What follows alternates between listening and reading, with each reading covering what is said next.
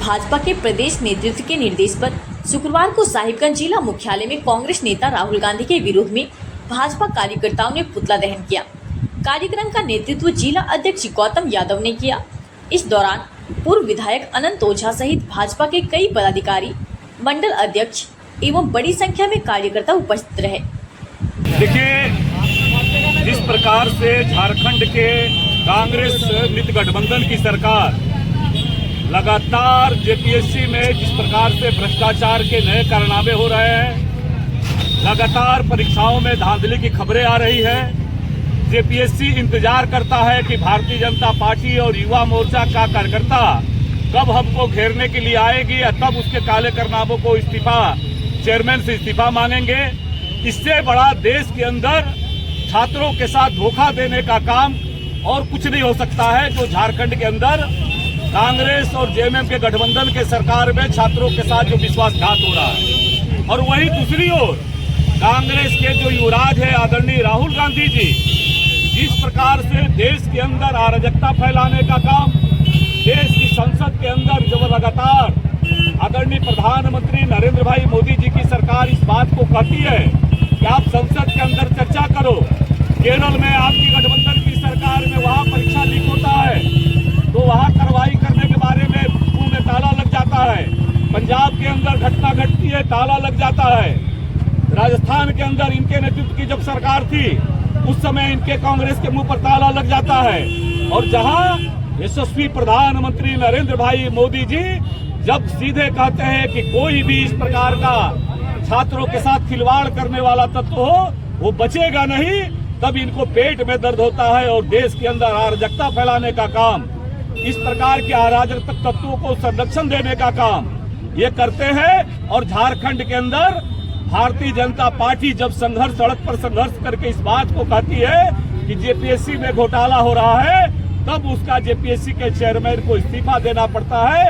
ये कांग्रेसियों का असली चेहरा है। और कांग्रेस के राहुल गांधी जी देश भर में जो अराजकतावादी ताकतें हैं, उन अराजक तत्वों के साथ मिलकर के देश को अस्थिर करने का काम, जो कांग्रेस की पुरानी आदत रही है, चाहे नक्सल के खिलाफ विषय हो, चाहे इस्लामिक तुष्टीकरण के समय का विषय रहा हो, हर जगह देश के अंदर अराजकतावादी तत्वों का साथ और कांग्रेस पार्टी का हाथ आज उसके साथ खड़ा है।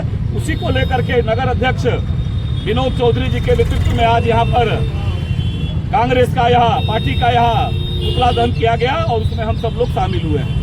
जेपीएस में सीआईडी ने अरेस्ट भी कर लिया गया। आप इंतजार करिए कि ये कैसा राज्य है। इन कांग्रेसियों को शर्म भी नहीं आती है, इनको शर्म भी नहीं आती है कि झारखंड के अंदर अभी तक जितनी भी परीक्षाएं हुई सब भ्रष्टाचार का भेंट चढ़ गया। और जब भारतीय जनता युवा मोर्चा के हमारे साथी जब जा करके जेपीएससी कार्यालय का घेराव करते हैं, ये कांग्रेस वाले जेएमएम वाले इंतजार करते हैं कि भाजपा के लोग, भाजपा के प्रदेश अध्यक्ष वो कहे कि अब हो रहा है, भाजपा के नेता प्रतिपक्ष बोले, तब जाकर के इनको लगता है जब जेपीएससी कार्यालय का घेराव करने जाते हैं और तब इनकी सीआईडी का पुलिस रात में इनका चुपके से जा करके और वहां छापामारी करने का काम करती है। इससे बड़ा देश के इतिहास में और शर्मनाक नहीं हो सकता है। उनके चेयरमैन को इस्तीफा देना पड़ता है। और ये कांग्रेसी बेहाया होकर के देश को अराजकता की ओर ले जाते हैं। जब देश का प्रधानमंत्री कहता है कि कोई भी हो, जिसने भी छात्रों के भविष्य के साथ खिलवाड़ किया है वो बचेगा नहीं, लेकिन अराजक तत्वों के हवाले करने का काम, देश को करने का काम ये कांग्रेस पार्टी करती रही है। और इसीलिए ये देश की जनता कांग्रेस के चेहरे को पहचानती है। और इसीलिए अब जो कांग्रेस है वो गिने चुने लोग हैं। झारखंड की जनता से कांग्रेसियों को माफी मांगनी चाहिए कि किस प्रकार झारखंड में छात्रों के भविष्य के साथ ये खिलवाड़ कर रहे हैं। युवाओं के संग खिलवाड़ किया जा रहा है। कांग्रेस पार्टी परचुनी हो गई। कांग्रेस पार्टी 74 के दिन भूल गई। कितना बड़ा 74 में आंदोलन, छात्र आंदोलन हुआ था। उस समय ये किसका देन था? इन कांग्रेसियों का देन था। और कांग्रेस ने मीसा के तहत छात्र नेता को जेल में बंद किया और जितने भी विपक्षी नेता थे सबको जेल में बंद किया, पत्रकारों पर प्रतिबंध लगाया। और अभी तो कुछ नहीं है, ये परजीवी हो गए हैं। दूसरे के बल पर ये राजनीति कर रहे हैं। और ये हारते हारते आदरणीय मोदी जी से, भारतीय जनता पार्टी से, एनडीए से हारते हारते यह पार्टियां थक चुकी है। अब यह परजीवी हो गई है, खोज रही है कि किनको पकड़ के हम अपनी राजनीति को चमकाएं, और ये भोले भाले हमारे छात्र नौजवान को गुमराह करने का काम कर रहे हैं। और मैं आपको बताना चाहता हूं, जब मनमोहन सिंह की जी सरकार थी, उस समय मनमोहन सिंह जी के समय 18 बार पेपर लीक हुआ। उस समय कांग्रेस वाले कहां गए थे? अभी जहां जहां कांग्रेसियों की सरकार है, जिन राज्यों में कांग्रेस के नेतृत्व में सरकार चल रही है, सभी राज्यों में इसी प्रकार पेपर लीक हुआ है। उस समय राहुल गांधी कहां चले गए थे? तो राहुल गांधी को एक मुद्दा चाहिए। अभी इन्होंने एथेनॉल का मुद्दा बनाया। एथेनॉल का मुद्दा जब नहीं चला, सरकार जांच करके बता दी कि इससे वाहन को कोई क्षति नहीं है, इंजन को कोई क्षति नहीं है, तो वह मुद्दा इनके हाथ से निकल गया।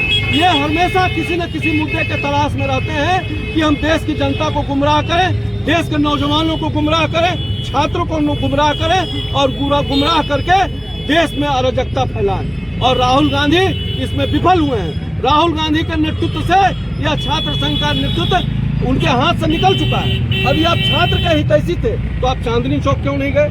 आपको चांदनी चौक पर जाकर के छात्रों की बात रखनी थी, आप चांदनी चौक नहीं गए।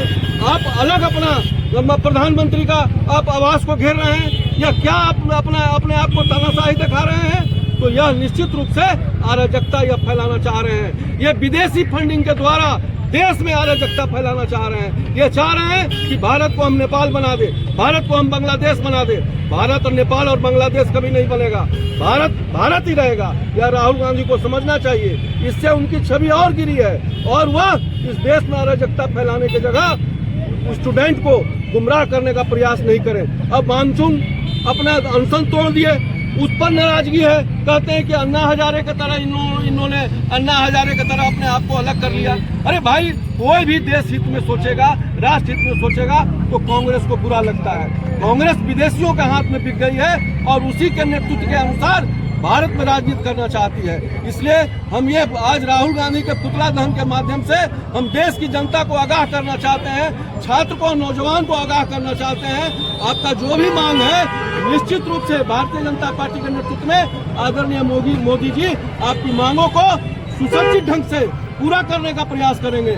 मगर ऐसे लोगों के आप गुमराह मत बनिए ताकि देशद्रोही का मामला हमारे छात्र पर भी गलत ढंग से न थोपा जाए। इसलिए राहुल गांधी और कांग्रेस पार्टी को आगाह करना चाहते हैं कि नौजवान छात्रों को गुमराह करना बंद करें। और कभी कहते हैं संसद में प्रधानमंत्री का हम लोग अभिवादन सुनना चाहते हैं, संसद में बहस नहीं करना चाहती है भारतीय जनता पार्टी। जब संसद में बहस करने का उनको निमंत्रण दिया गया तो वो संसद छोड़ करके भाग गए। तो वो संसद में भी बहस करना नहीं चाहते हैं, सिर्फ देश के नौजवानों को गुमराह करना चाहते हैं। इसीलिए मैं देश के नौजवानों से आग्रह करना चाहता हूं कि ऐसे लोगों के चक्कर में पड़ के गुमराह नहीं हो। और छात्र का जो समस्या है, निश्चित रूप से वो देश की समस्या है, और छात्रों की समस्या के लिए सब लोग चिंतित है कि छात्र के साथ अन्याय नहीं हो। बस बहुत बहुत धन्यवाद। भारत माता की जय।